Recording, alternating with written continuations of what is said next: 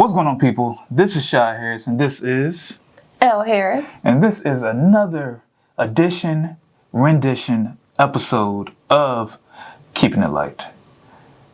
How are you doing today? I'm good. How are you? What you laughing for? Why it gotta be a rendition? I felt like saying that word. So today's episode is all about. It's actually about a couple things, actually, to be quite real. But What are those things? the major thing, which is the overarching thing that kind of the other subtopics are kind of wound up in, is the movie that was sweeping the nation over the weekend. The movie that was lighting up your social media pages, your timeline, and that is Malcolm and Marie. So yeah, we're going to talk about that. All right. So what were your thoughts on it? I thought it was very exhausting. Mm-hmm. But I also thought that it was refreshing at the same time. Okay, how so? Which part? Refreshing. Refreshing because... I feel like the exhausting part is given. Like people know that. Refreshing because... And spoiler alert, we'll probably get spoilers if you haven't seen it, so yeah, you might want to go and do that. But refreshing because I feel like it seemed like a lot, right? It seems like if you watch it, you would think, oh, this is how they live their life every day. Mm-hmm. But 9 times out of 10, that's probably not the truth. This Right. is probably how a heated night looks in their household. We were just privy to watching one full, like a few hours of a night. Right. And it was just over a time span of 2 hours for us. That's why we felt exhausted. However, it was refreshing because they had conversations that men and women never have. Mm-hmm. Or generally when they have those conversations, it's at the brink of a breakup in a relationship. True. And so I felt like they were able to have deep, very painful at time conversations, words that they wanted to say to one another. That was painful, but they had that conversation. And as they spoke, no one spoke over the other. So you can't really do that in movies. I was about to say that, Yeah. but A whole monologue. yes, movie. However, I think in hindsight, it gives you a prototype in how to have a conversation. Meaning, when you're having an argument, it shouldn't be a back and forth, like in the sense of we can't hear each other. There's going to be some things that you may say that are going to be toxic, maybe even hurtful. And then there will be some things that I may say that's hurtful. Right. To be honest, some of those words probably hurt more than fists in that situation. Yeah. But I think it was a much needed conversation. Okay. It was a much needed conversation that had been built up over time. And we don't have those conversations in relationships. Okay. So for me, I of course thought it was very exhausting. Like I don't like arguments that last that long. Like it just was going back and forth. Like even when you thought it was good, it was going back. It was just a lot emotionally. But don't you feel like I know at least for me, I hate when I'm arguing and then like a couple of hours later something else comes. I'm like, oh, that was a good point that I wish I would have said in that moment. Yeah. And then you got to hold that to your next argument. Right, you know what I'm saying? Like, because you're in a good place now. So instead of just kind of saying, because even at the end of the movie, they was having I wouldn't necessarily say an argument at this point, when they was kind of in the bed, like they was about to have sex, and then she brought up another point. And then he was about to walk away, and she's like, well, I'm not even done. But she didn't say it like they was arguing. She just like, this is some more things I need to get off my chest. So I kind of like got it, kind of understood and respected. But there's a couple things in this movie I kind of want to talk about, kind of want to get your thoughts on. okay. First question, which probably the most important, do you feel like this movie depicted couples in 2021? Probably more so than ever, especially with the pandemic, people having to be home around each other and thinking about things a lot more. I think it depicted a lot of couples, and I think a lot of couples will be afraid to say that it depicted them. Right. I feel like even just being transparent, I think it depicted us at one point. You know, we had a really heated argument in May of this year, and I feel like there was some like hurtful things said, but I feel like it was that moment. Like, it wasn't one of those just like, it was a back and forth conversation. Right. So I feel like, yes, it depicted a lot of couples, but I feel like people are afraid of those type of conversations. But how do you begin to value one another if you don't have them? Sometimes you have to say things that may be hurtful to someone, and I feel like as women, more so than men. What you mean? Well, I don't want to say that because men may do that too, but I feel like with women, we sometimes hold back in the things that we want to say. Women who are in a healthy space, not women who want to have like a toxic, Right. you know what I'm saying, conversation. But I do think that's a two-way street, though. But I think that a lot of times we hold things back and don't say it because we don't want to hurt the other person. So instead, we just continue to hurt ourselves. Right.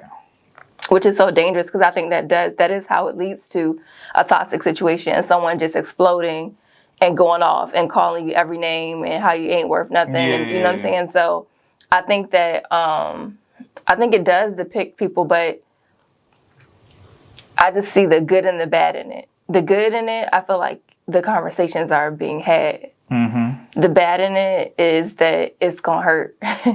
Oh yeah, it's definitely gonna hurt. Yeah.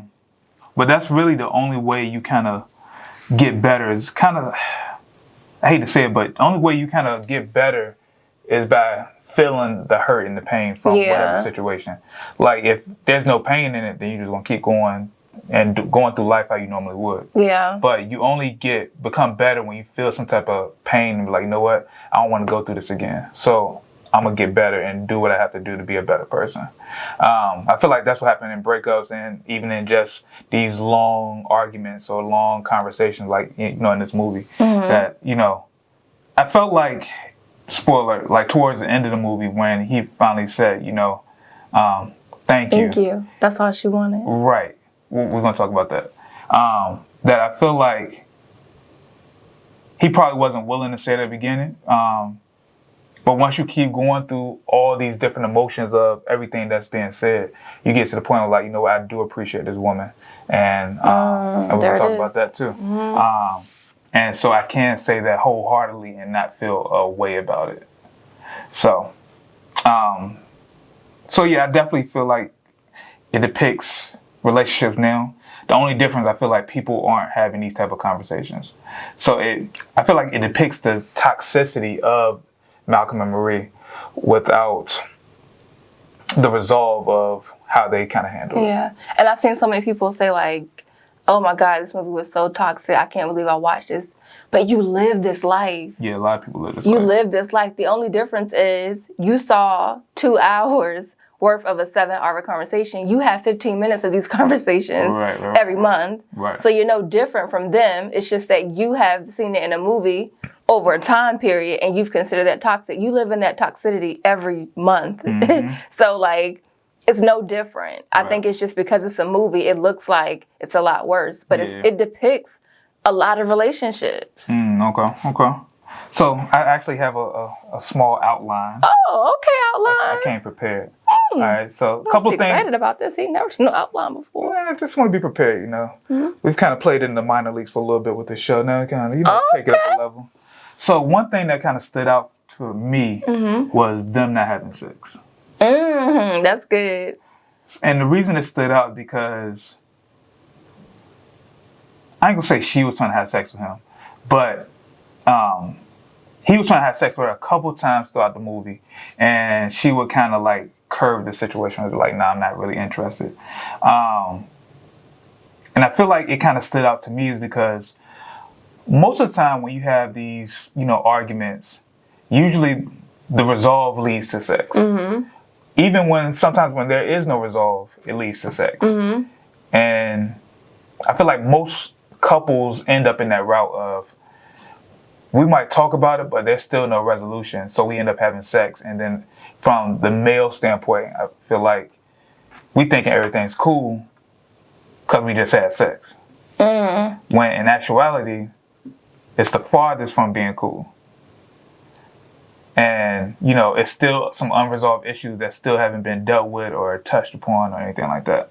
I'm actually looking for a message because I was having this conversation with my line sister on Saturday, and I forgot what she said about the sex scene, but it was something like so profound that she said. It was more so like, God, I hope I can find it.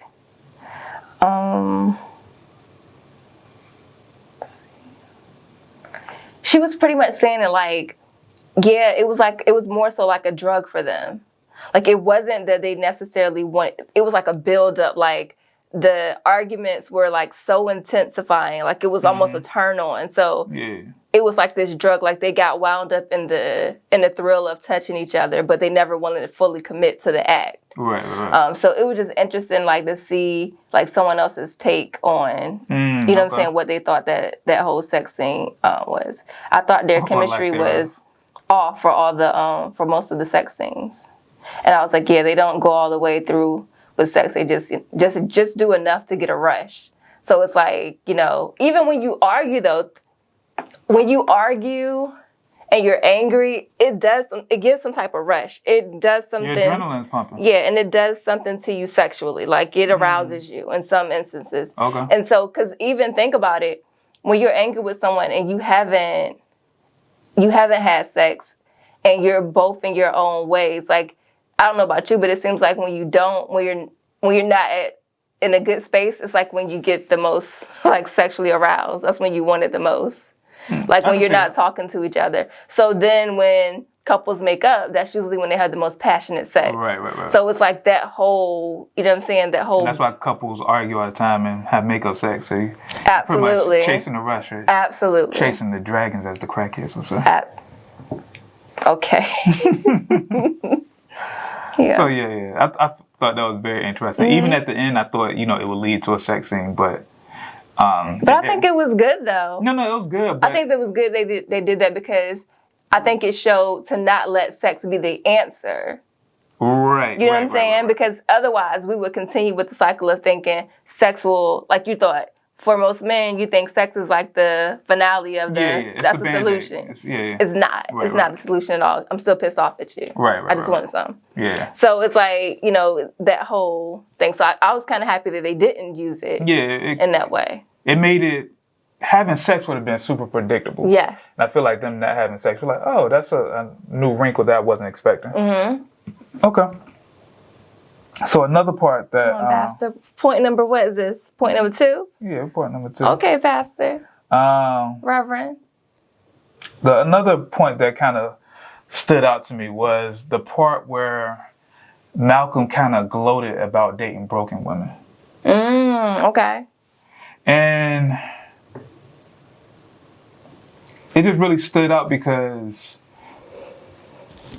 they said that he came from a good home and his parents were like, you know, well off. So he could have had any woman that he wanted.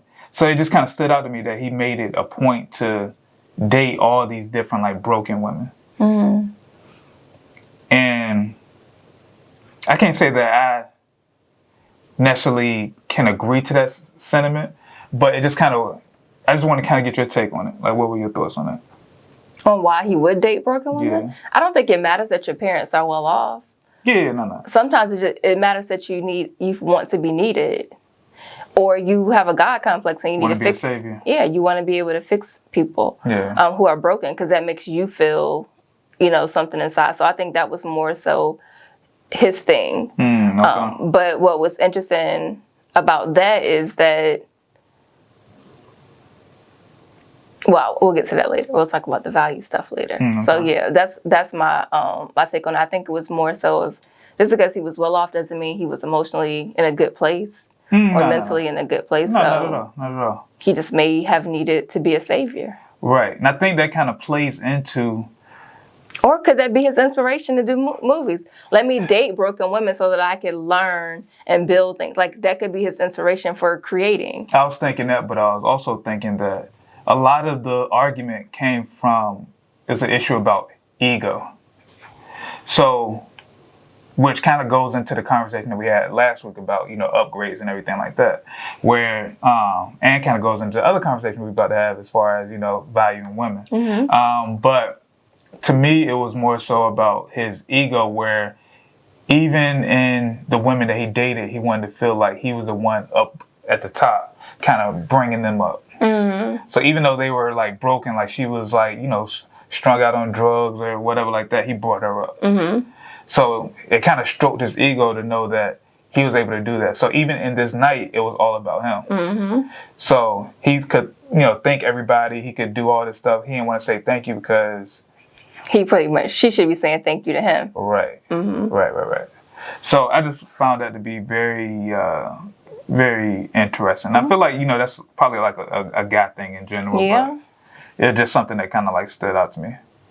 So as far as the other topic that we're going to talk about, you know, valuing women, because like I said, I feel like this topic, as well as Malcolm and Marie, as well as the upgrade, kind of all circles around that. Okay. So what are your thoughts on like just... Is this your third point?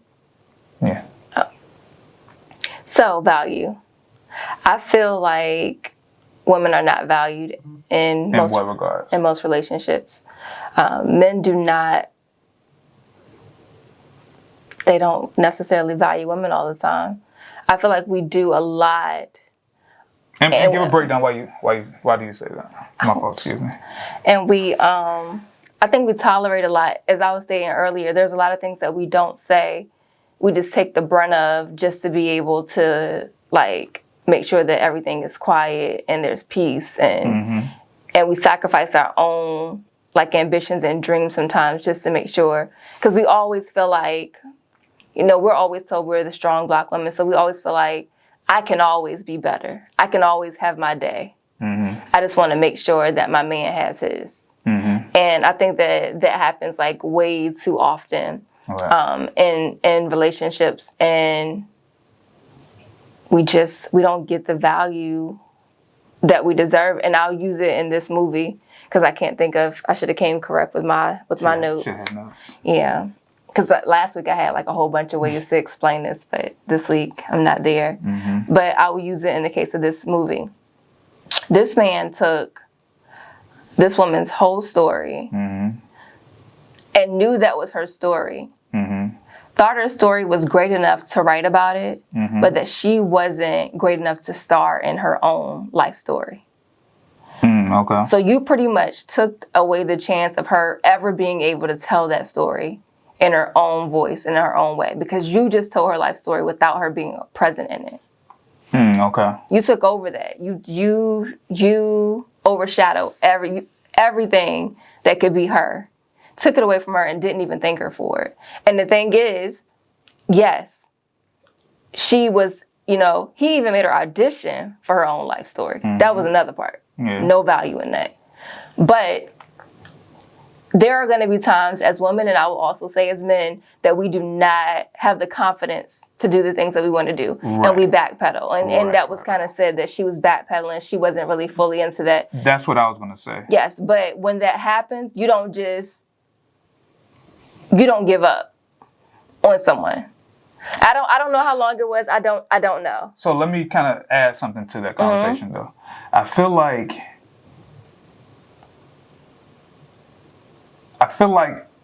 all right, so you have to look at it two sides of that.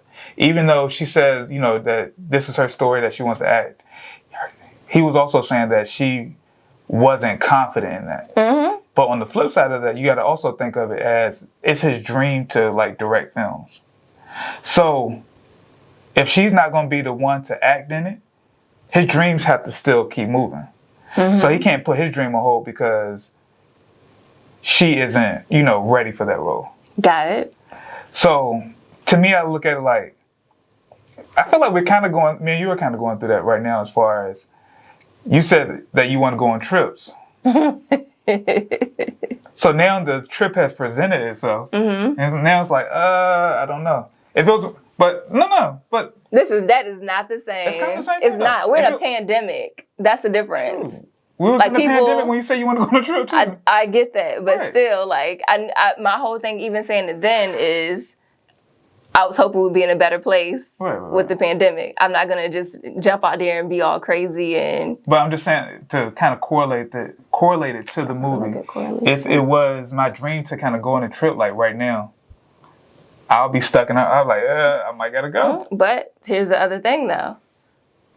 If that's your dream to direct, create movies, all of that, that's cool. I wish you well.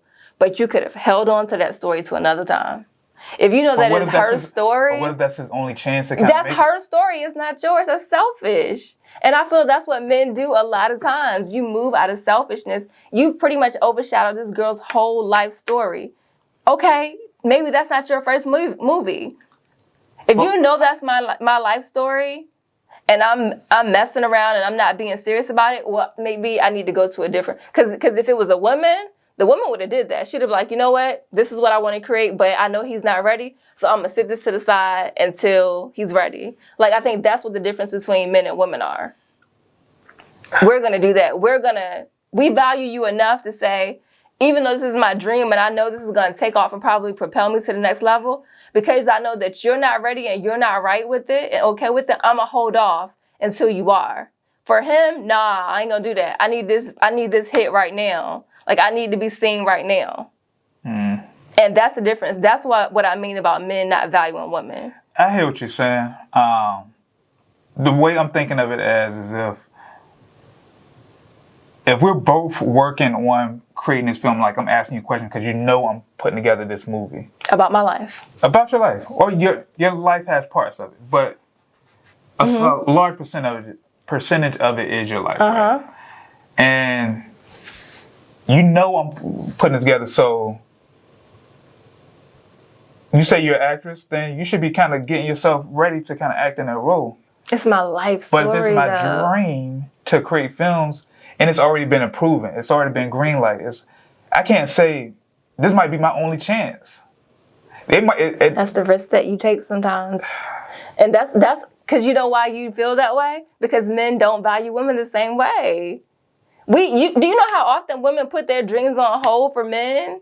And like this may be their only time to be able to do something because of their age range, or they may want to have kids in the future, so they got to do this right now. But they will say, I'll risk it all so that you can find happiness and that you can pursue your dreams. That's the difference. That's where the value comes in. And the girl clearly showed, had she acted in a movie, she was going to be epic. But that's in hindsight. It don't matter. She still had to show him that. And my thing is this, yes, okay, say he did the movie and he made $10 million, that day off the movie. But what if you would have used her and that could have made you $100 million? True. Because you held on a little bit longer. True. That's the thing. It wasn't about that. What if that time never came and then you're just like, you know what, my time has gone now? We do it every day as women. That don't make it right. Every day. But it happens every day. But that don't make it right. But that's what we do. That's how we show value. That's how we show men that we care about them. It just happens that way. Men on the flip side, they're gonna go for self a whole lot more. So that's why I think. So you're saying men are selfish? Extremely selfish. Do you feel like women are not selfish? Yeah, in some ways, but not when it comes to value. And the thing that's sad is sometimes we will value men more than we value ourselves. That's a deeper, darker. It is, but it happens. When I tell you it happens all the time, I see it so often. God, I see it so often. Okay. I know we got a couple minutes before we might just go a little bit longer on this one, but do you feel like women do that because there's a chance that this man could leave you if you don't kind of, I ain't say bow down, but... I think like, for me... I mean, I'm talking about overall. I don't think so. I think it's just that we care. Like when you truly love someone, and like I said earlier, we have already had this thing instilled in us that we are resilient, we're strong, we're able to overcome any type of adversity that comes our way. And we believe that. And so what that generally means for us is we can hold out a little, we can invest, we can sacrifice our time if it means the happiness, because women do it for their spouses, their boyfriends, they do it for their children. We always put everybody else before ourselves. Okay. That's why some women don't even have children, because it's like, then I have to take away from what I want to do for my life and my aspirations and push it in someone else, because that's what I've been instilled to do. Right. Like that's what I've been told to do. Like you take care of everyone else because your day will one day come. Okay. So I think that's just something that we do. As far as women sacrificing their value, Why do you think? Well, let me ask you this: Why do you think it was so hard for him to say thank you? I feel like that goes into what we talked about last week. I feel like what I'm about to say kind of went into what we talked about after the fact. For the next 24 to 48 hours. Yeah, we talked about it for a little minute. But I feel like what stood out is, I feel like I said it last week, is sometimes as men we want to be known as, self-made. And when we kind of come from not have made it yet, sometimes those lines within ourselves get a little blurry as far as like, did I actually do this by myself? Did she do this? Like, what is the percentage of me actually made this happen? So I feel like in his head, he was thinking like, I made this happen, but there's a part of him that's like, I don't know. Yeah. So even though he should have definitely, thanked her for it, but as a part of his ego is like, I did this by myself. And I don't necessarily think that has anything to do with like men and women, but it's just like people know me for something now, and I don't want nobody else to kind of take away from that. And do you also feel like it's when you're married to someone or you're in a relationship, it's their job to support you in what you're doing, so you shouldn't get a thank you for what it's your duty to do?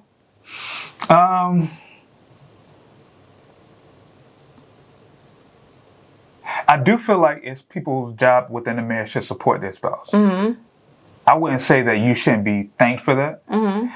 But I would say that sometimes men don't see the intangibles as support.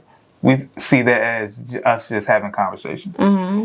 I know a lot of times me and like other guys I know, we more so look at the actionable things that somebody done for us as people going out of their way to do stuff. So a lot of things as far as like, I feel like you said this during the show last week that, you bought me some cologne that kind of changed my perspective. Like I wouldn't necessarily look at that as like an upgrade or, of somebody helping. But when you actually got me my first couple of clients, that's what stood out to me is somebody, because you actually did the work. You put me and my company in position to be successful. So like those are the things that stand out. Somebody actually, pushing me to greatness or success instead of the other thing, which I was just looking at as a gift.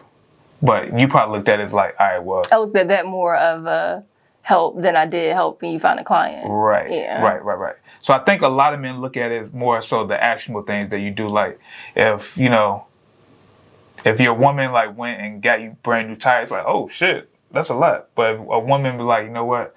I know you got a busy day coming up, here's some breakfast. And you're like, oh, okay, thank you. But you don't look at it with the same level of respect, if that makes sense. Oh, okay. No, I mean, that's what I don't like to, okay. I just don't believe that for you. Why? Because you say like the tires thing, there are certain times you have to understand what people value. You don't value gifts. True. So being able to say that about tires. No, I don't value gifts, but I value when you can see that I need something and you go and get it. Yeah, so you value need. Without me asking. Yeah. You value acts of service. I value acts of service. So if someone gives you an invaluable, like an invaluable gift, I don't look at it with the same respect. Someone gives you a gift that says, I'll do this because I know this is gonna, this cologne upgrade is gonna do this. It's looked at as service, an act of service. It doesn't, for me, it's not, I'm buying you this cologne. I'm looking at what it's gonna do in the long term. Right, you're looking at it as that, yeah. But I'm not looking at it as that. So even in the acts of service, you still need to be, it still needs to be your type of acts of service. So it goes back to the selfishness. I mean, for me to kind of value it, I need to look at it that way. I can't look at it from your perspective on how you give it to me. Exactly. So if a woman gives something or does something for a guy, it's like now I have to explain why I did this in order for you to even acknowledge or say thank you. If you're looking at it as something bigger than what it is, then I feel like you should explain that, because I'm not looking at it from that same vantage point. And we don't know what's bigger or not. Like in our head, everything we do, it may be big. But for you, it may not. So then it goes back to the value. Why can't you value the little just as much as you value the big?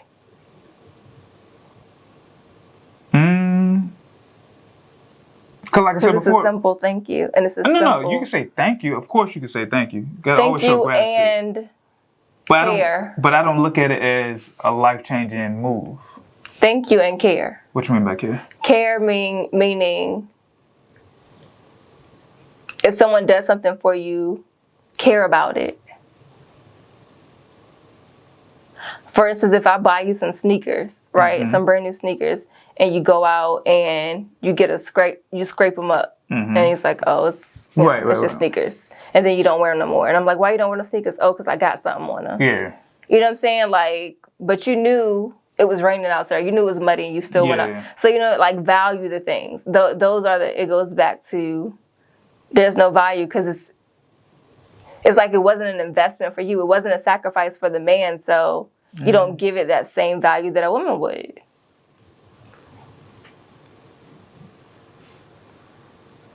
I don't know. I don't necessarily agree with that. No. I ain't really got nothing to follow that up with. I don't agree with it. I just don't agree with that. It's true. What's your point 4? That's pretty much it. Oh, I ain't gonna say that. What? Go ahead. Oh, because it's kind of talked about it before, so. What? We talked about it on camera or during the... I have no idea. The director's cut. Director's cut. What did you say? What is it? So I can... Am I Malcolm? In real life? Oh, that's deep. I feel like I said you were Malcolm. You ain't never say that. I think I did. The movie just came out a couple days ago. When we talked about it. This is our first time really talking about it. It's not. We talked about it the other day. Because the reason I say every man is Malcolm. The reason I say that is because I look at it more so as far as like the ego side of it. Like there's a lot of parts of me that I know about that I try to work through, but there's still parts of me of the things that I do. There's a lot of ego in it, which, like I said, I try to fight against that sometimes, but I know deep down, like I do things for gratification or for people to be like, yo, you're killing it, like that type of thing. So with him, I saw him as not, want to say thank you for, his wife, because he wanted to be looked at as the man, or he wanted looked at as, that hot new director, so he probably didn't want to give credit or, to Marie just because he wanted to be that guy. So I know there's certain parts of me and what I do that I feel that way. Like I want to be known as this person. That's probably like the only part of him that really stood out to me that I kind of resonated with. There's something else I'm not trying to go into another whole deep conversation, but it's something that I feel like a lot of men do. Your wife could tell you, your wife or your significant other or whoever can tell you something great about who you are. Even your mother, I won't say your father, but your mother could say something great about who you are. Or give you, say that you should do this. Like give you a suggestion on something. And you won't hear it. You're just like, okay, and you'll brush it off. But what was the girl name that starred in the position? Lenore? Starred in the position? Lisa. The girl who actually played Zendaya instead of Zendaya playing herself. The girl who played Marie in the movie that he made. I forgot. They kept talking about her. I know the movie was called, the chick named Amani or something like that. But I think that's the actual character in that movie. Okay. So whoever that girl is, when she would say something, because Marie kept saying, like, whenever she says something or whenever she does something, like, you're okay with it. Like Taylor or something like that? Taylor. Yeah. Taylor. God, I listening to Taylor Swift. But yeah, Taylor. So, like, men do that too. So I can be like, oh, you should get a red bubble jacket. And you're like, okay, but brush it off. But then a woman that you don't know could come up to you and be like, you should get a red bubble jacket. You be like, you know what? Today I was thinking about getting a red bubble jacket. I was having a conversation with so-and-so, and they were saying, you know, that might be a good look for me.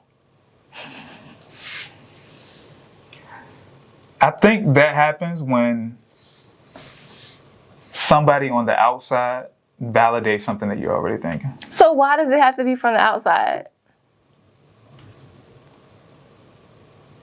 And it seems like that happens not even just with like spouse or partner. It's like with any women influence that's like your mom or your sister. Like when a woman says like that to a male, they never take it. I think because those people, like your mom, probably your spouse, your sister, you know, whatever, somebody close to you, they're going to say something that 9 times out of 10, they're going to say stuff that kind of, you know, they're going to agree with you for the most part. Or, you know, say things that motivate. But people on the outside, they have nothing to gain by saying that you should do X, Y, and Z. And that goes back to the value. The people around you who have told you the same exact thing, it doesn't have validity or value unless someone from the outside is able to speak that to you. And that is just crazy to me. But it goes back to the not valuing women. I don't think it's crazy per se. Because I used to have people tell me that my videos were great and they were trash. And I'm like, I know this is trash. Who used to tell you that? You used to tell me that, like, yo, you're killing it. I actually thought you were. And then when I went back, like in 20. But I knew that then. So I didn't. Yeah. My eye is totally different. Even now, my eye is different. But there are certain things that I know that are good. Right. And so if I say those things and then you're just like, oh, okay. Right. So, all right, think of it in the same situation. If every day you're saying like, yo, you're doing a great job, but deep down I know I'm not doing a great job. But were you doing a great job for that time? But I can already see. But that's your problem of living in the future. That's that visionary mindset. No, like now I feel like I'm doing a great job. But I feel like at that time you were doing well for the skill set that you had. So I think that's less of, you know, you're not killing it, and more so of that's a lack of confidence that you had during that time. So you can't blame your lack of confidence. No, I don't think yes, that. it is. Because it wasn't bad. I think it's me seeing the vision of where I want to go at. Visionary, I just said that. Right. Me seeing the vision of where I want to go and the level of work that I want to do. And knowing that I'm not there yet. And somebody saying like, yo. Imposter syndrome. No, I mean, it might be. It is. But, and somebody saying like, yo, you're the best person out here. I'm like, no, I'm not. Like, because I know what the level is. If you saw the level that I'm striving for, you'd be like, oh, okay. Well, I get You think we all don't go through that? We all go through that. We all have, well, I won't say all. I would say people who are like true visionaries, we always live in the future. Right. And your lack of living in the present. But there's certain people that don't see that vision. But if you have a family member or someone around you who you know is also a visionary, you also got to understand that. But even that other visionary can't see your vision though. Because you don't live in the present, is what I'm saying. But even when you live in the present, you're like, no, I still got to find ways of getting better. Because I know where I want to be at. That's no problem. I think you should always try to be better, but I think you also should. This conversation all over the place. It is. But you also should not. You should not stop yourself or prevent someone from pouring into you. Because some men say, oh, I left her because, you know, she never talked positive to me. She never said anything. She never supported my dreams. Because when a woman did support your dreams and told you to do something, you couldn't listen to her. You had to go listen to somebody else. So, and not to cut you off, but I feel like another thing is, in the same vein, is people give you blind support. We can't talk about it because you say I do that or I do that, but it's blind support. I don't do blind support. I think that's trifling. Or people just say, "Oh, that's nice," and you like my mom will say that's nice, but without knowing the whole. Y'all the same person, blind support. Right, but a lot of people close to you will say that's nice. I feel like, you know, I don't want to call out people's names. You're the only person that does that to me that I know. Yeah, it's probably a lot of people. But people will like blind support you. And then you realize there's nothing behind it. Because you can ask like, so how can I make this better? Oh, I don't know. And it's like, oh, okay. But when you find somebody on the outside, you're like, oh, I see what you did there. This is ways that you can make it better. I'm like, okay, I was thinking the same thing. Again, it's the value. No. That doesn't make sense? It does not. It does not make sense to me. It doesn't. It makes all the sense to me. But it goes back to what I said earlier, people. If you're already questioning something, if you're already questioning somebody, and somebody can seize the thing that you're questioning, it's like, oh, okay, well, I will like ask this person because we're kind of like on the same wavelength. But I also feel like when you are with someone, when you are tied to someone in some type of bond, whether that's familial or marriage or partner, whatever, when you are both supposed to pour into each other. And when someone pours into you and you don't see the value into the things that they're saying, it makes them withdraw and it makes them feel like they don't have value to what they add. But then when you hear someone else told them the exact same thing, it's a problem. It goes back to what I said, women not being valued. So it doesn't make it wrong or right the way that you view it. It's just the true fact that it's not valued. Okay. So what are men going to do to value women? Probably nothing, guys. We're going to wrap this conversation up. That's what we're going to do tonight. Let you get some rest. Peace of mind for tonight. Yeah, I still got work to do. So yeah, I feel like this was a great conversation. Oh, so there is nothing that men can do?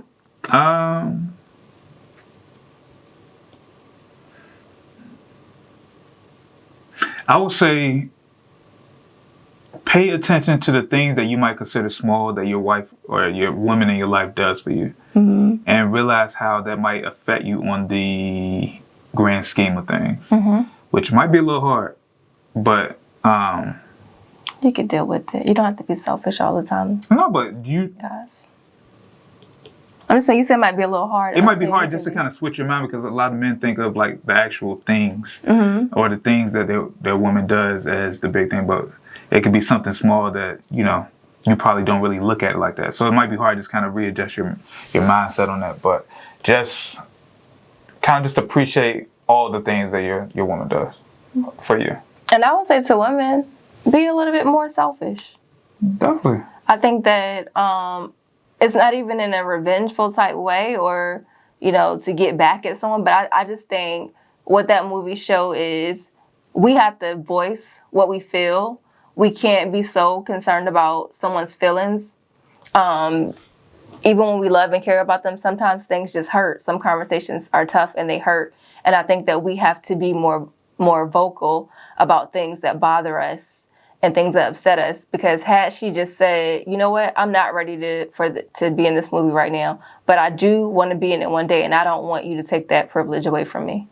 Could it probably have ruined their relationship? Maybe, but at least she was able to speak her truth, and I think we have to do that more, which is what I learned the most from that movie. We got to start speaking our truth, and just as much as men support and value themselves, we got to do that for ourselves. I think that's the realest thing you ever said. Dock out. I felt like my eyes were rolling. All right, so we're gonna wrap this conversation up now. So I'm so corny. Yeah. So thank you for checking out this conversation. If you haven't done so, please go ahead and check out Malcolm and Marie on Netflix right now. You'll probably enjoy it, or you probably won't, but it's still a good movie. But it's worth it. It's definitely exhausting, but it's actually a beautifully shot movie. Oh, it's gorgeous. Yeah, it's a good conversation, good movie. So you guys go ahead and check it out, and that's pretty much it for us. So you guys stay safe, stay wonder-free, but keep creating, keep shooting, and you guys have a good one. Ta-ta.